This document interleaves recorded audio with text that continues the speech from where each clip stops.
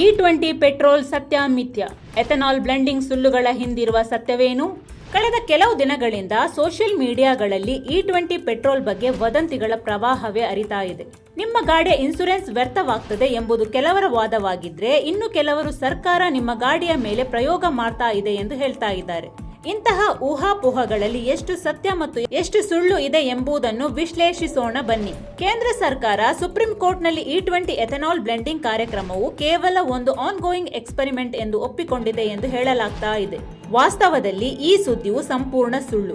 ಕಾನೂನು ಸಚಿವಾಲಯವು ಅಧಿಕೃತ ಸ್ಪಷ್ಟೀಕರಣ ನೀಡಿ ಸುಪ್ರೀಂ ಕೋರ್ಟ್ನಲ್ಲಿ ಅಂತಹ ಯಾವುದೇ ಮಾತು ಹೇಳಿಲ್ಲ. ಸರ್ಕಾರ ಎಲ್ಲಿಯೂ ಕೂಡ E20ಯನ್ನು ಪ್ರಯೋಗ ಎಂದು ಹೇಳಿಲ್ಲ ಎಂಬುದನ್ನು ಸ್ಪಷ್ಟಪಡಿಸಿದೆ. E20 ಇಂಧನವನ್ನು ಬಳಸುವುದರಿಂದ ನಿಮ್ಮ ಗಾಡಿ ಹಾಳಾದರೆ ಇನ್ಸೂರೆನ್ಸ್ ಕಂಪನಿಗಳು ನಿಮ್ಮ ಕ್ಲೇಮ್ ತಿರಸ್ಕರಿಸುತ್ತವೆ ಎಂದು ಸುದ್ದಿ ಹಬ್ಬಿಸಲಾಗ್ತಾ ಇದೆ. PIB ಫ್ಯಾಕ್ಟ್ ಚೆಕ್ ಈ ವಾದವನ್ನು ಕೇವಲ ವದಂತಿ ಎಂದು ಸ್ಪಷ್ಟಪಡಿಸಿದೆ. E20 ಇಂಧನ ಬಳಸಿದರೂ ಮೋಟಾರ್ ಇನ್ಸೂರೆನ್ಸ್ ಪಾಲಿಸಿ ಸಂಪೂರ್ಣವಾಗಿ ಮಾನ್ಯವಾಗಿರುತ್ತದೆ. ಇಂಧನ ಆಧಾರದಲ್ಲಿ ಕ್ಲೇಮ್ ರಿಜೆಕ್ಟ್ ಮಾಡಲಾಗುವುದಿಲ್ಲ ಎನ್ನುವುದು ಸ್ಪಷ್ಟ.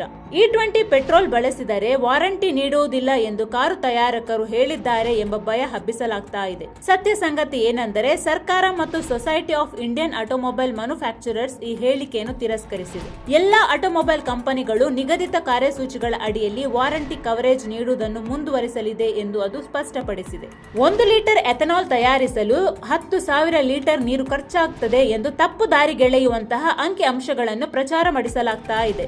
ಈ ಅಂಕಿ ಅಂಶವು ಸಂಪೂರ್ಣವಾಗಿ ಕಟ್ಟುಕತೆ. ಸರ್ಕಾರದ ಅಧಿಕೃತ ಮಾಹಿತಿಗಳ ಪ್ರಕಾರ ಎಥನಾಲ್ ಡಿಸ್ಟಿಲರಿಯಲ್ಲಿ ಪ್ರತಿ ಲೀಟರ್ ಎಥನಾಲ್ ಉತ್ಪಾದನೆಗೆ ಕೇವಲ 3 ರಿಂದ 5 ಲೀಟರ್ ನೀರನ್ನು ಮಾತ್ರ ಬಳಸಲಾಗ್ತಾ ಇದೆ. ದೇಶದ ಆರ್ಥಿಕತೆಗೆ ಮತ್ತು ರೈತ ಸಮುದಾಯಕ್ಕೆ E20 ಆರ್ಥಿಕ ಚೈತನ್ಯ ತುಂಬಲಿದೆ. E20 ಕುರಿತು ಸುಳ್ಳಿನ ಕಾರ್ಖಾನೆಗಳೇ ಕಾರ್ಯಾಚರಿಸ್ತಾ ಇವೆ. ಇದರ ಹಿಂದೆ ಪೆಟ್ರೋಲ್ ಮಾಫಿಯಾ, ರೈತ ವಿರೋಧಿ ಶಕ್ತಿಗಳು ಕೈಯಾಡಿಸ್ತಾ ಇವೆ. E20 ಪೆಟ್ರೋಲ್ ಬಗ್ಗೆ ಯಾವುದೇ ಮೆಸೇಜ್ ಅಥವಾ ವಿಡಿಯೋ ಬಂದರೆ ಅದನ್ನು ನಂಬುವ ಮೊದಲು ಸತ್ಯಾಸತ್ಯತೆ ಪರಿಶೀಲಿಸಿ.